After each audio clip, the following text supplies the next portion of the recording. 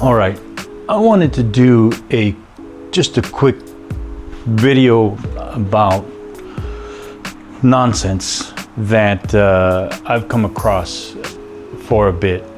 Part of the things that people talk about, the people that want to sell you gear, let's put it that way, a lot of them really don't have much to say as far as what it really means to be photographic. To take, everyone talks about, funny how everyone talks about, hey, it's a cinematic photo, but nobody talks about being photographic. As opposed to snapshots or just throwaways, right? Or cell phone pictures. But what they all try to sell you on is depth of field. And I've come across this a lot lately within the last 3 months, because I have recently purchased I have two actually, and I will show those to you now. I have two. I have, within the last year actually, I bought a GH5, okay, and I've bought a Lumix GX85, okay. These two cameras are Micro Four Thirds cameras. I've recently bought them. I have, this one is outfitted with just a 28 millimeter, I don't know if you can see that, 28 millimeter Takumar lens, which translates to about a 56 millimeter lens, which is good. It's a manual lens, completely not autofocus. Great lens, f2.8. And I have a converter in there, obviously, that switches it from PK to 43, or I'm sorry, Micro Four Thirds. And then on this one, I have a lens, a 9 millimeter, which is, I absolutely love. It's equivalent, of course, to 18 millimeter for those that don't know. And it's an f1.7 lens. And this has been my travel companion the last month or so. I've been to a few places with this, and they're just absolutely amazing photographs. Tack sharp, amazing. GH5 first generation, great video camera. It's amazing. I love it. And again, with M4 III, you can adapt just about any lens to it. So there's no shortage of lenses, whether it's a full frame lens or whether it is a lens made for Micro Four Thirds. And as you saw, there's a perfect example. I have a full frame lens from the 70s adapted to one, and then I have a priority M4 III lens on the Lumix GX85. It's technically a GX7 Mark II from Japan, and it's amazing.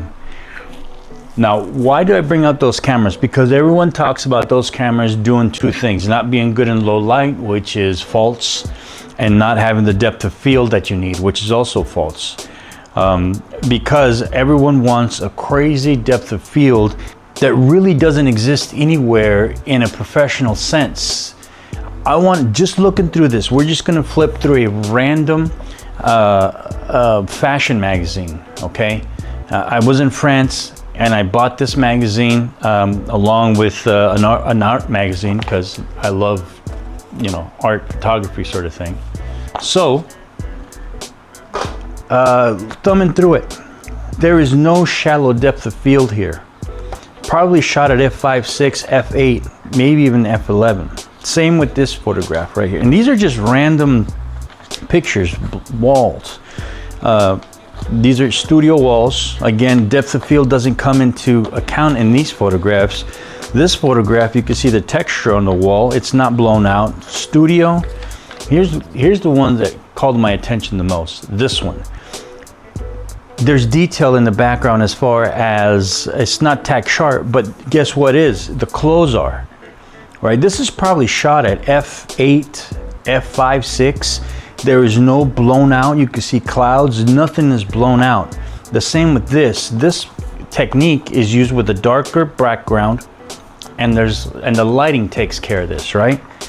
Again, no super shallow depth of field, and they're not even in a position to even matter with that, okay? crazy picture. This is one of the few pictures that actually has shallow depth of field, and it's probably because they're trying to just sell these buckles, okay? Studio work. This is another beautiful image, gorgeous image. There is no blown out or bokeh background. Everything is reasonably sharp, which is not to say tack sharp, but it is in reasonable focus. Guess who's in perfect focus? This one. And how did they call attention to this? By darkening the background 1 or 2 stops and throwing light on her. And probably neutral density filter during the day, and it's probably shot at f8, f11. Again, no shallow depth of field here. None of this is blown out. And these are just random photographs in a fashion magazine. Why did I bring the fashion magazine up? Because these are the professionals. These are the ones that get paid for portrait work. And even more so, they have to be in perfect focus for the models, for the portraiture. This is not blown out. It is still in reasonable, you know where they're at. They're not at f1, f1.7 at a compressed, using a compressed lens to blow out the background, tack sharp. One would argue that these are even more so. Everyone talks about you need to call attention to your subject. This one has got a shallow depth of field, but it's not crazy. You can still see right here, you can still see sharp. These are definitely sharp, and this is not blown out of crazy proportion. Probably shot at f2 or f4. No blurred background, but there's a texture in the background, right? There was no need for an for shallow depth of field. We see one here, shallow depth of field, and again, we're counting Spider-Man's on here, and he's definitely in a shallow depth of field, probably shot with a medium format camera at f4 or something like that. Again, texture here. There's no need for depth of field here. No need for depth of field here. These out in the open. This is not blown out. This is probably shot at f5.6, f8. Even with a normal lens, I would guess it's definitely not, doesn't seem to be compressed. Same photograph here. The background is not blown out of proportion, out of crazy, you know, and these are just thumbing through the, again, no need for, you shoot that at f8, f11, it doesn't matter. And I love this image as well, and you can see as well that there's no, we're focusing on the shoes, and they're lit up, and it's the way that you call attention to the shoes is through lighting, and you let the shadow fall off towards the back. There is no shallow depth of field here. This is pretty reasonably sharp here as it is there. No need for shallow depth of field in the studio, right? Again, no need here if you're using texture. And the only, no need for shallow depth of field. And again, the reason I bring these up is because if you want to call attention to your subject, it got wet. So on the plane in the suitcase, there was rain, it got wet. No depth of field here, or shallow depth of field here, right? Again, because you're probably selling a bunch of those things. But my point is that what you're doing, and we haven't even gone through the whole magazine. You know, we're just going through the beginning. If you want to call attention to your subject, you are going to do it in a way that you're going to use your tool, and you're going to use your photographic approach to it. I apologize for all the What I'm saying is shallow depth of field is something that is not even, this is a lot of articles here I think we went through, is not even something that is a real commercial used concept or technique. What is, see, nothing, this is a shallow, there's a blurry background, but it's not blown out. This is probably compressed. I'd say it's got some sort of 100 millimeter lens equivalent, and shot at maybe f6, maybe f4. They're definitely not shot wide open at f whatever, and there's reason for that. Your subject is closed, and you need to call attention to it. Beautiful image. You need to call attention to the close. So how do you do that? You put them in an environment to where your subject stands out. These are all studio shots. No need absolutely for depth of field. I want to go back to this one. Again, this is a fashion model. This has to be in focus the majority of the time. The shoes, the clothing, the purse, the shoes, and you have to show texture, right? But none of, you're showing environment. There is no great fall off, and there is no crazy shallow depth of field. 35, this is probably shot on medium format.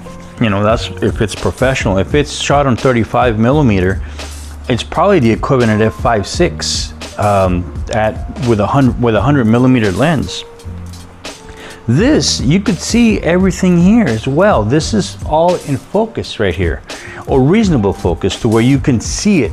It's not sharp, but you can see what it is, as opposed to shooting at f1.7. And again, the reason you have to do that is because this has to be sharp. You have to use the sharpest aperture on your lens in order to achieve certain things. I doubt that these guys ever go below f4. f5.6 at 100 millimeters is probably going to get you this right here, maybe even f8, depending on how far back you are. This seems like it's, you know, you could throw, and again, the other thing seems to me, it's natural lighting. There might be a reflector on her, and there is probably natural light on this one as well. You know, there is, you know, very minimal out in the open, very minimal or seemingly minimal lighting that happens, because again, this is probably all natural lighting, just sunlight or very nice strobe. But this is my point, and again, this is the image. This is definitely artificial lighting. Great soft lighting right here, probably a big old octabox off to the side. I would say that this was shot, if I had to guess, only because I can see here that there is some sort of depth of field. My guess is that 35 millimeters is probably shot with a 50 millimeter lens, maybe even a 85 millimeter lens, with one big box probably above her, or a big old octabox, and probably shot at f5.6, maybe f8, but 2 stops below on the background to make her stand out. And even then, it's a bold picture because this is not a very bright outfit, but it's tack sharp. And you know, this is where, again, you could have shot this with Micro Four Thirds, and I would really be surprised. It would not be surprised if this was shot with a Micro Four Thirds. You're not printing anything. The important print is this side. It's 8x10, 8x11, something like that. Whatever standard magazine size is. For Micro Four Thirds, this is exactly what's going to happen. You know, or this is exactly the size, the wheelhouse. You don't need much more than this. So I don't. There's nothing in here that supports the fact that commercial photographers are using the shallow depth of field technique in order to call attention to their subject matter, which is it is a portrait, but we want to focus obviously on the close. So calling attention to your subject is the most important thing in fashion photography, because otherwise you're not selling anyone anything.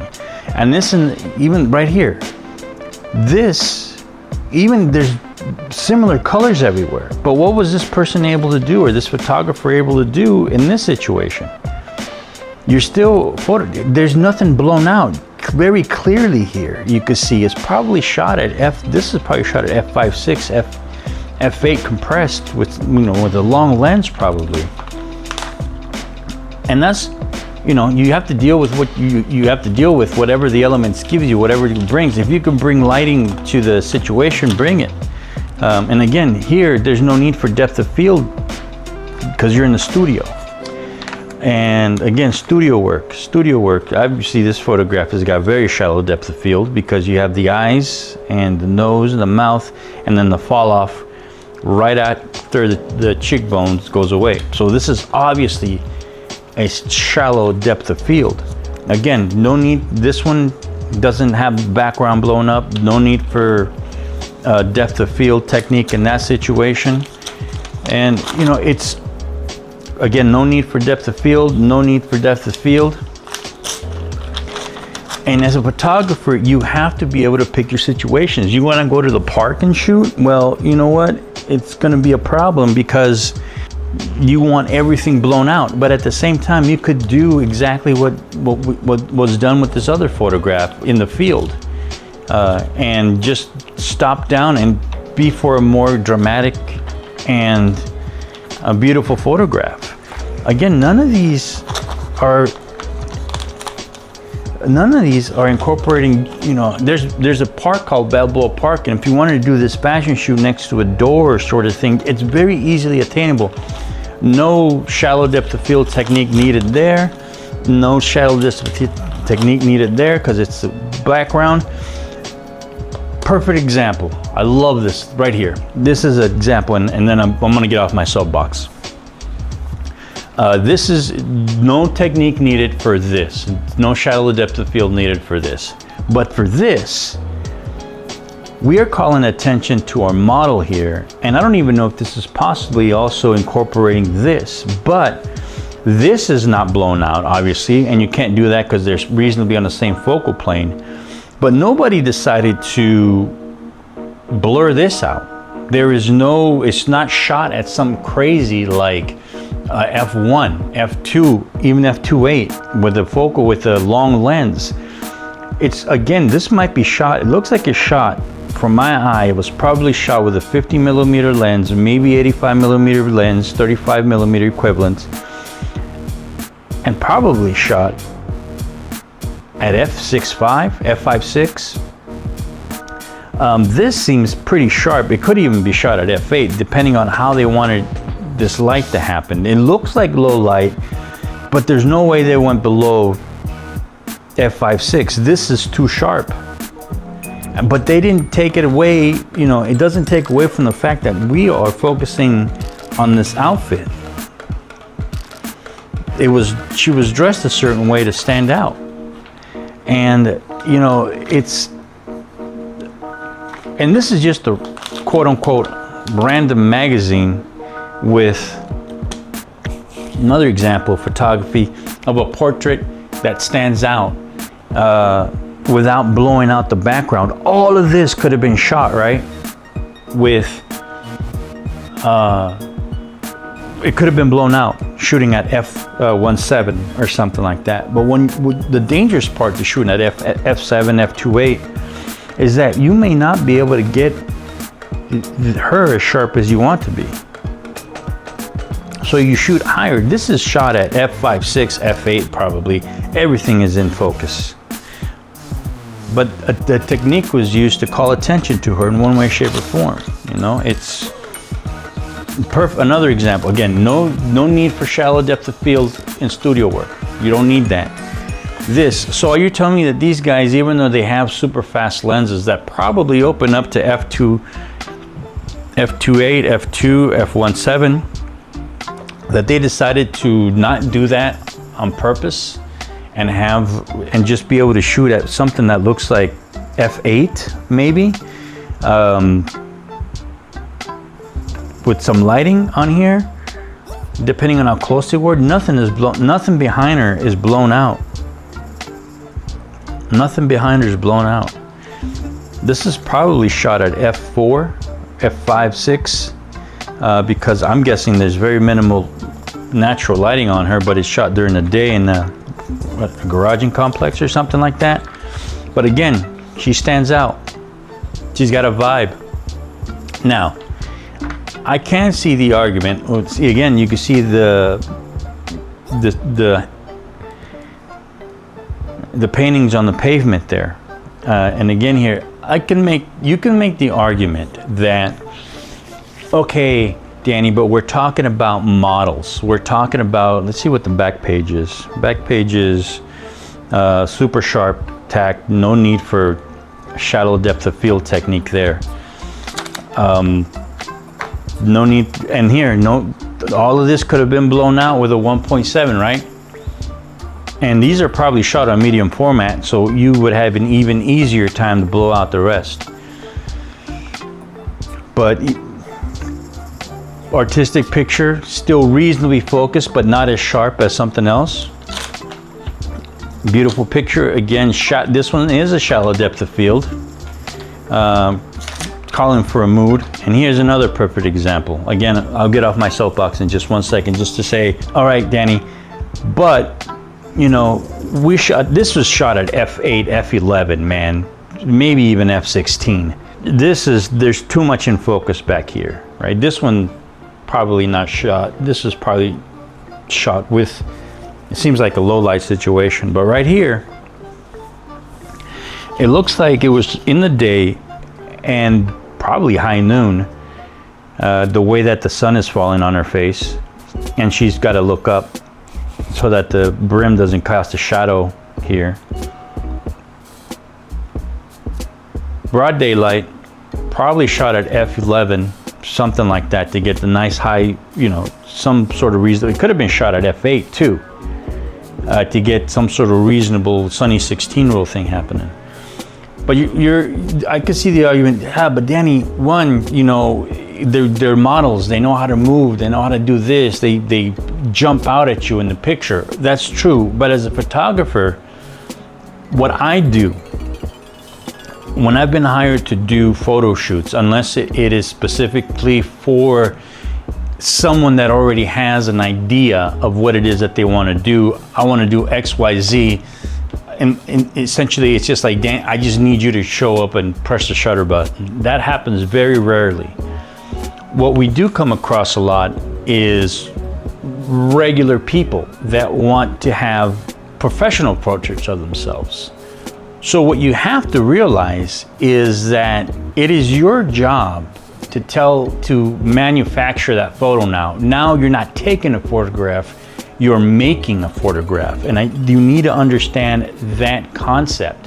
And I've even done this with models too. A lot of the models that I've worked with, I've put together their outfits from what they bring, because sometimes people bring some weird stuff.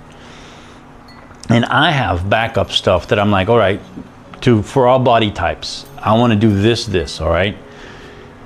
What you have to do is make the person look through magazines, look through the internet, preferably magazines, because again, a lot of this isn't readily on the internet, because a lot of us don't go to internet fashion sites, or we don't go to the Gucci site, we don't go to the Ralph Lauren site, we don't go to the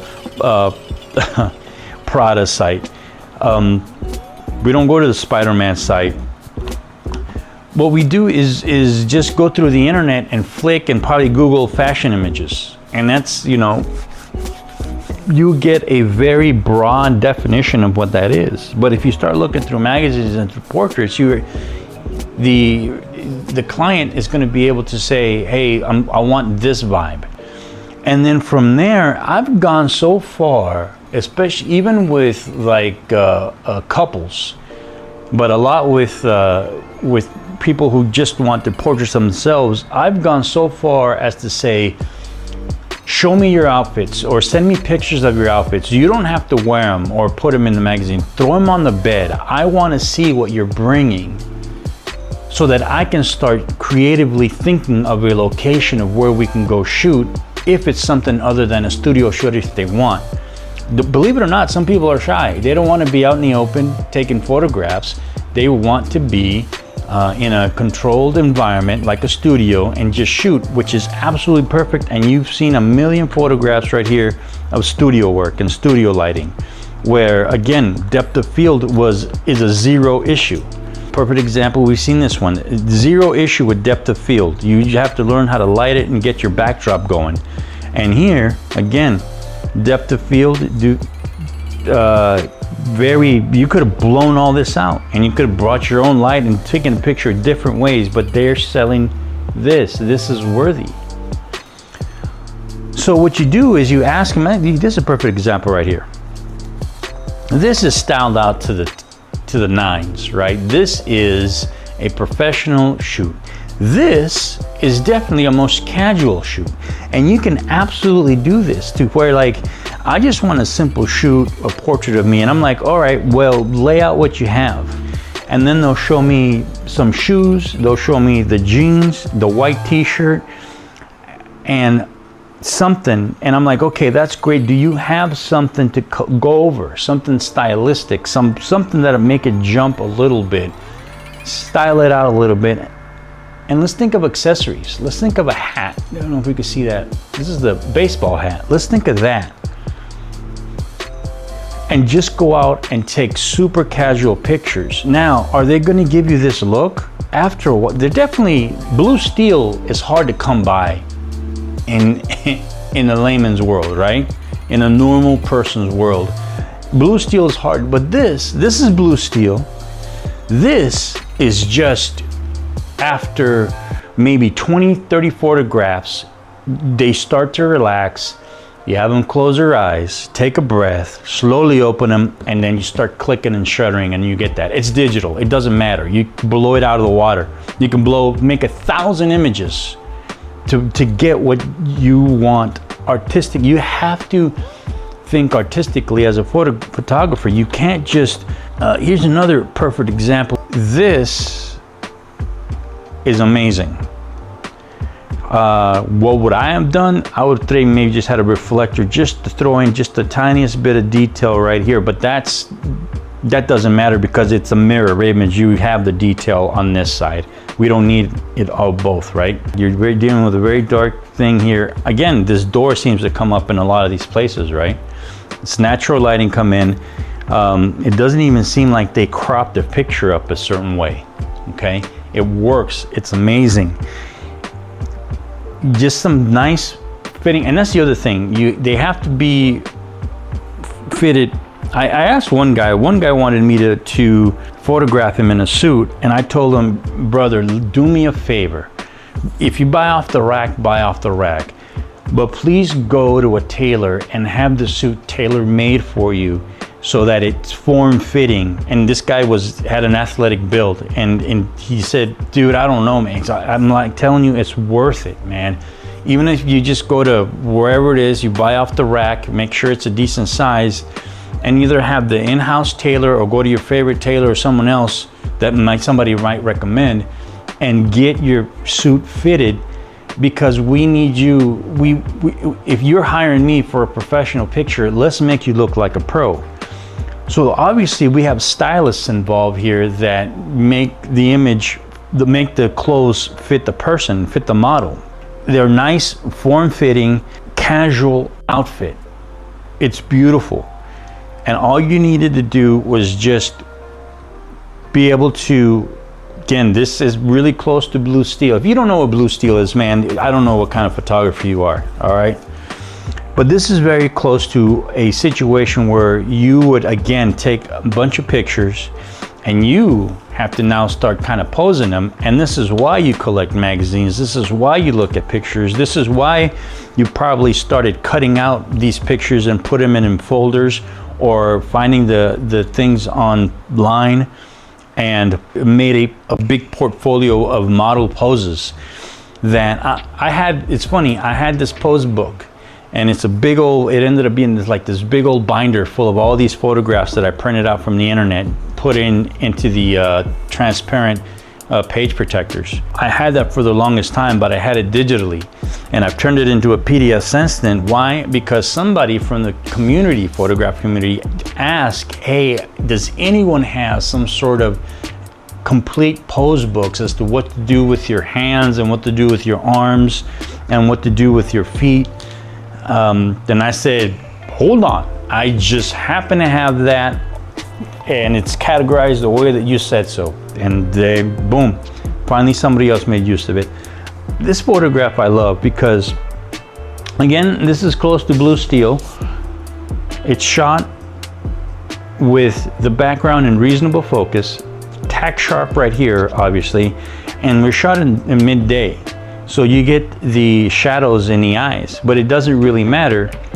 It's an amazing photograph that anyone would be happy to have about themselves because it looks like it belongs in an ad. You're selling the outfits, you know, and that's really what we are. And then there's obviously this where studio work and Photoshop work, but the shallow depth of field technique isn't used unless you're doing something really artistic on that. And so that's my gripe. And again, I love the contrast right here. Beautiful, beautiful black dress, some flippity flops, and see how the head versus blue steel and tack sharp, and no, you know, it's just stand there, don't do anything, let me just take some bunch of test shots, boom, boom, boom. You guys shoot the shit about something. As a photographer, you need to be able to shoot the shit about something to make people, or loosen up is what I meant. So obviously there's a theme to these. I love that there's, again, this picture, there's no blown out background. See, none of these pictures had a blown out background. Obviously there's a theme to these ads that we just went through, right? This editorial, to where it seems like you got outside. Look, this is, again, accessories. Go buy flowers, go do something, because you're telling a story. Some girl, that's blue steel, but we can have the model look away a little bit and then just slowly come back, all right? And if you happen to have a stylist or hairstylist on site, boom, they help out as well. But this is a story, a girl in a trench coat with some sort of outfit underneath. It looks like a long skirt, or no, those are pants. Fitting, nice shoes, and she's off to meet somebody. Or, you know, this is the story that you come up with. You're just, and I just happen to catch you on the street doing something, right? So, again, the shallow depth of field technique is not in use in any of these photos. So, but they're great portraits, and they're certainly good enough to be in a high-end. Of all magazines, this is the French. This is a, I don't know if you've noticed, it's a French fashion magazine.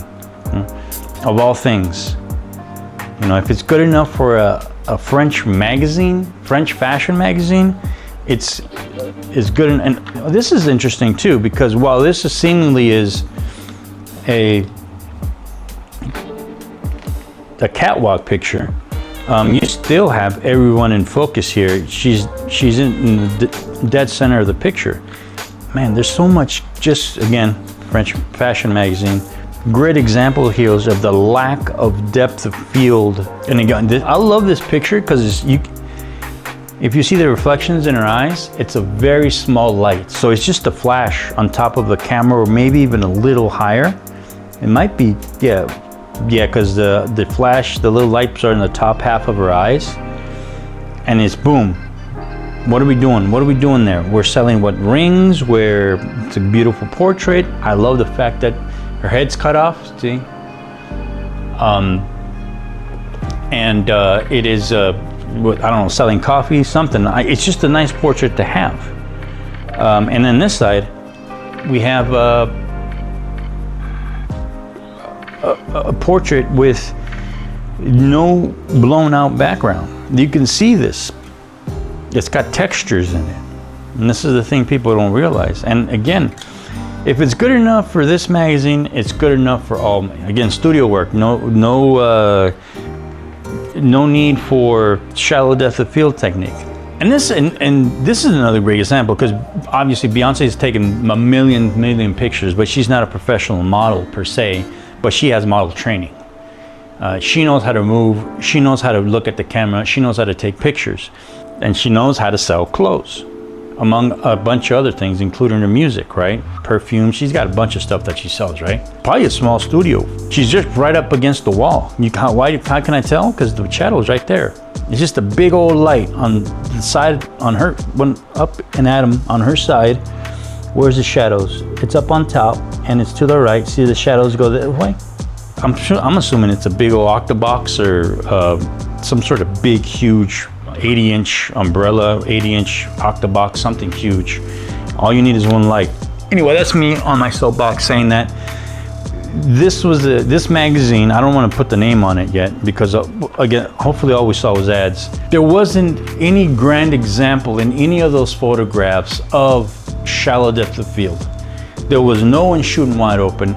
There was no one shooting with blown out backgrounds in any sense of the word on location. And so the shallow depth of field and the need to have you need a sharp lens, don't get me wrong. Your lens, for the most part, sometimes should be, if you're starting out, your lens should be more than the camera body. There's nothing there that tells me that shallow depth of field was necessary. And we didn't even get to but yeah, that's my soapbox. I'm done. This is it. Shallow depth of field is a lie. It doesn't sell anything. Shallow depth of field doesn't sell anything except lenses to people that don't know any better. That's it. I'm done talking.